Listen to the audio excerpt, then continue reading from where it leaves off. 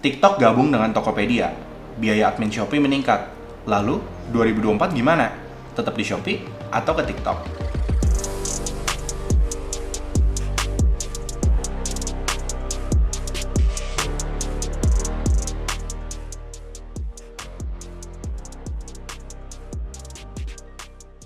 Halo semuanya, welcome back to my channel. Gimana kabar kalian semua? Dan bagaimana penjualan di toko kalian selama bulan November dan juga Desember? Saya berharap semuanya itu bisa meningkat ya. Jujur, it's been a while since my last video, dan banyak banget yang sudah terjadi di dalam dunia marketplace ini. Di bulan Oktober lalu, kita tahu bahwa TikTok tutup, dan kita berharap bahwa TikTok itu bisa comeback di bulan November 11-11, tapi ternyata tidak terjadi. Lalu di bulan Desember ada kenaikan biaya admin Shopee, ditambah dengan saat kita mau top up saldo iklan ada biaya tambahan PPN sebesar 11%. Nah, kenaikan Shopee yang kali ini cukup berasa banget nih guys. Berikutnya pengumuman tentang TikTok gabung dengan Tokopedia di 12-12. Dan bener ya teman-teman, di 12-12 kemarin TikTok itu comeback, di mana di dalam short videonya kita sudah bisa tambahkan keranjang kuning lagi. And for your info teman-teman, bahwa TikTok sekarang itu sudah memiliki 75,01% saham dari Tokopedia. Jadi pengendali Tokopedia sekarang itu adalah TikTok. Dan investasinya itu besar banget teman-teman, sampai 23 triliun. Sedangkan kepemilikan Gotol di dalam Tokopedia itu sudah menurun menjadi 24,99%. Kalau dilihat dari komposisi kepemilikan saham dari Tokopedia sekarang ini, bukannya Tokopedia ini sekarang dikendalikan sama asing dan bukan lokal. Bener gak sih? Tapi kabar baiknya teman-teman seller UMKM semuanya sudah mulai bisa belanja dan jualan lagi di TikTok Shop. So, welcome back teman-teman.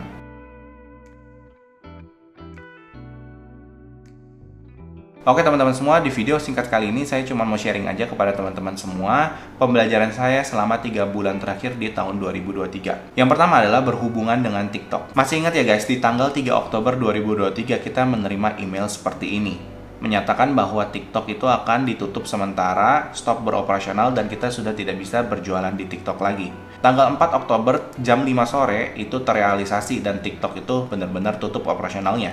Dan kalian pasti berasa deh, dari mulai isu, pemberitahuan, sampai penutupan benar-benar itu rasanya cepet banget waktunya.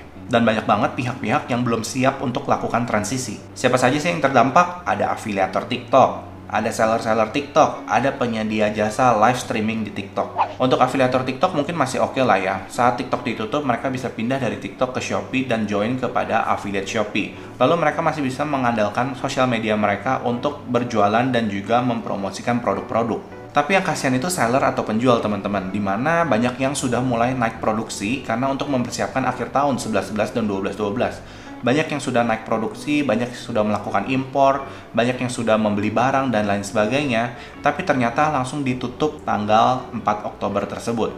Dari yang awalnya untuk mempersiapkan cuan, tapi malah cash flow-nya itu mandek di dalam barang dan tidak bisa berputar. Dan juga banyak story tentang penyedia jasa live sudah mempersiapkan ruangan live untuk disewakan, tapi karena TikToknya tutup, alhasil tidak bisa mendapatkan penghasilan. Anyway teman-teman, di sini kita belajar sesuatu, yaitu pentingnya diversifikasi channel penjualan kita teman-teman. Gak bisa kita hanya mengandalkan satu channel penjualan saja. Kalau satu channel penjualan itu tumbang, maka habislah bisnis kita. Kalian masih ingat ya di tahun 2020 saat COVID itu melanda, banyak bisnis-bisnis yang jualannya itu offline dan memiliki toko di mall itu terdampak luar biasa teman-teman. Karena pemerintah saat itu mewajibkan untuk mall tutup sementara. Nah, begitu juga dengan marketplace teman-teman. Kita itu sebagai seller numpang jualan di marketplace teman-teman. Saat terjadi sesuatu dengan platform tersebut, dengan marketplace tersebut, maka kita sebagai penjual di dalam marketplace-nya pun juga ikut kena dampaknya. So, pembelajaran pertama yaitu adalah diversifikasi channel penjualan. Baik itu kita bisa menggunakan channel marketplace lainnya, menggunakan sosial media, menggunakan WhatsApp, menggunakan website sendiri, dan masih banyak lagi teman-teman. Minimal kita punya 2 channel penjualan lah teman-teman, sehingga kalau satu bermasalah maka kita bisa disupport atau punya backup di channel penjualan satunya lagi. Memang sih perlu diakuin memiliki banyak channel penjualan itu lebih repot, tapi intinya ini adalah untuk menjaga kelangsungan dari bisnis kita juga sih. Pembelajaran yang kedua itu adalah tentang traffic.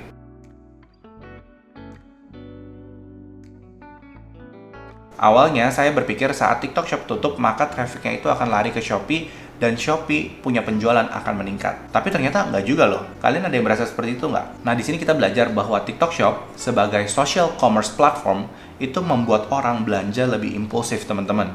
Saat kita lagi lihat handphone nih, di scroll-scroll video-videonya, ternyata ada video produk yang menarik. Pas dilihat ada keranjang kuningnya, tinggal diklik masuk, ternyata ada promo. Nah, FOMO kan teman-teman, takut kehilangan nih promonya, akhirnya mereka belanja check out. Bahkan kalau misalkan susah untuk pembayaran segala macam, mereka bisa menggunakan fitur COD. Dan akhirnya mereka lakukan yang namanya impulsive buying. Tapi ini berbeda banget teman-teman di platform e-commerce. Di mana di platform e-commerce seperti Shopee, kita itu harus tahu dulu produk apa yang kita inginkan.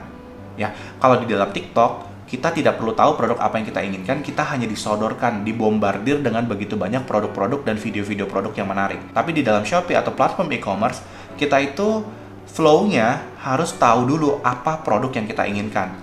Lalu kita mencari produk yang kita inginkan dan kita membandingkan harga, membandingkan kualitas, membandingkan fitur dari produk-produk yang serupa. Baru kita lakukan yang namanya transaksi. Jadi di sini journey-nya untuk di dalam platform e-commerce itu jauh lebih panjang. Nah, jadi di sini kita bisa bilang saat TikTok Shop itu tutup, sebenarnya ada sekumpulan orang-orang yang belanjanya itu impulsif. Itu ibaratnya ditobatkan teman-teman, sehingga mereka nggak belanja lagi secara impulsif. Itulah yang membuat trafficnya tidak terlalu banyak masuk ke dalam e-commerce. Tapi siapa yang masuk ke dalam e-commerce platform seperti Shopee? Itu adalah seller-seller yang sudah memiliki stok begitu banyak. Jadi sellernya yang banyak pindah ke Shopee, sellernya yang banyak bertambah di dalam Shopee, tapi transaksinya kalau saya rasakan sih sendiri biasa-biasa aja gitu ya, nggak ada peningkatan yang signifikan saat TikTok Shop tutup. Nah, terusnya dampaknya apa saat banyak seller yang pindah ke dalam Shopee Marketplace? Tentu aja dengan begitu banyak seller, maka persaingan akan menjadi lebih kompetitif teman-teman.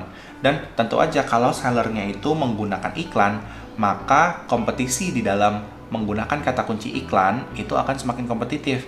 Yang alias biaya per kliknya atau bid dari kata kunci tersebut semakin lama, harusnya logikanya akan semakin mahal. Ini adalah hukum supply and demand teman-teman, dimana semakin banyak seller yang melakukan iklan, otomatis biaya iklannya itu akan semakin meningkat. Jika kita menjual produk dengan profit margin tipis, maka hal ini akan berdampak banget kepada performa iklan kita dan juga akhirnya berdampak kepada performa dari toko kita. Di sini kita juga belajar teman-teman, kalau mengandalkan satu sumber traffic saja, yaitu traffic internal Shopee dengan menggunakan iklan, itu saja tidak cukup teman-teman. Dalam hal ini paid traffic, yaitu iklan di dalam Shopee, itu akan semakin lama semakin mahal biayanya dan langsung berdampak kepada profitabilitas dari toko kita. Oleh karena itu, kita harus seimbangkan teman-teman dengan yang namanya organic traffic. Organic traffic itu apa sih? Organic traffic adalah traffic yang kita datangkan tanpa kita harus mengeluarkan uang atau biaya, teman-teman. Berbeda dengan paid traffic, organic traffic itu memiliki umur yang lebih panjang, teman-teman. Salah satu sumber organic traffic yang terbaik itu adalah dengan menggunakan sosial media, dengan membuat konten dan kita post itu konten di dalam sosial media, teman-teman. Apalagi buat seller-seller yang memiliki brand sendiri,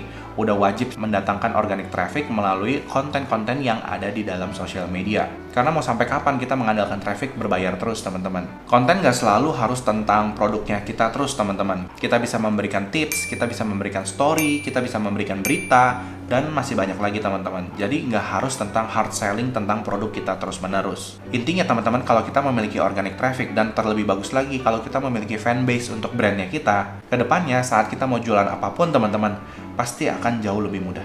Yang ketiga saya pelajari itu adalah tentang SDM, teman-teman. Sumber daya manusia. Nah, kita sebagai business owner pasti memiliki keinginan untuk mengembangkan bisnis kita sebesar-besarnya. Tapi nggak bisa dipungkirin, semakin besar bisnis kita, maka semakin banyak SDM yang kita perlukan, teman-teman. Seperti awal mulai kita jualan deh, teman-teman. Sehari masih memiliki 10-20 order, mungkin masih bisa dihandle sendiri, teman-teman. Customer service masih bisa dihandle sendiri, packing masih bisa dihandle sendiri, beriklan pun juga masih bisa dihandle sendiri. Tapi kalau sekarang atau nantinya kalian memiliki orderan sehari 100-200 atau bahkan pas lagi event besar, itu bisa meningkat 2-3 kali lipat, teman-teman. Maka percayalah, sendiri untuk mengerjakan segitu banyak pekerjaan itu capeknya luar biasa, teman-teman. Dan percayalah, akhirnya tidak efektif kerjaannya, teman-teman. Tapi berbeda kalau misalkan kita jual produk digital ya, nggak perlu yang namanya sumber daya manusia yang terlalu banyak. Tapi kan kita lagi ngomongin tentang e-commerce nih, teman-teman. Di dalam e-commerce itu udah banyak banget hal yang harus dilakukan. Misalkan packing udah pasti, balesin chat customer udah pasti, ditambah dengan fitur-fitur marketing lainnya seperti video dan juga live. Ini kan perlu dilakukan, perlu digunakan, teman-teman, supaya penjualan dari toko kita itu bisa lebih maksimal. traffic yang datang ke dalam toko kita pun juga bisa lebih maksimal. Dan ini semua nggak bisa dilakukan seorang diri, teman-teman. Harus memiliki sumber daya manusia, harus memiliki tim, teman-teman. Saya percaya teman-teman untuk tidak hire orang terlalu banyak. Lebih baik timnya kecil tapi solid, teman-teman. Dan sebagai business owner, kita harus bisa mentransfer visi dan misinya kita tentang toko kita ini kepada karyawan kita. By the way, dengan comebacknya TikTok, pasti akan terbuka banyak lapangan pekerjaan baru lagi, teman-teman. Mulai dari content creator, mulai dari host, admin toko, dan masih banyak lagi, teman-teman. Dan saya yakin semua business owner ini akan ngegas di TikTok, teman-teman.